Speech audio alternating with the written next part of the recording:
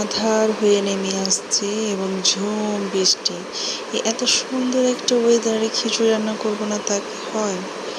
আসসালামু আলাইকুম ভিউয়ার্স, আমি আজকে রান্না করেছি ভুনা খিচুড়ি, ঝাল ঝাল করে গরুর গোস্ত, আর সাথে ছিল আচার। এই আচারটা আমার বোন দিয়েছে। টমেটো ছিল, লেবু ছিল, পেঁয়াজ ছিল এবং মরিচ। তার তো আমার হাজব্যান্ডের অনেক পছন্দ এই ভুনা খিচুড়ি। আর কাঁচামরিচ না হলে তো তার হয়ই না, যে কোনো খাবারের সাথে কাঁচামরিচ খেতে পছন্দ করে। আর আমি এত সুন্দর করে প্লেটার করে দিয়েছি তাকে। সে আবার বড় প্লেট ছাড়া আর স্টিলের প্লেট ছাড়া খেতে পারে না, সেজন্য তার আমি এই প্লেটেই সার্ভ করেছি। আর অনেক মজা করে খেয়েছে। তার নাকি আজকে খিচুড়ির গন্ধে আর গোস্তের গন্ধে ঘুম ভেঙে গেছে। সো অনেক মজা করে খেয়েছে, আলহামদুলিল্লাহ।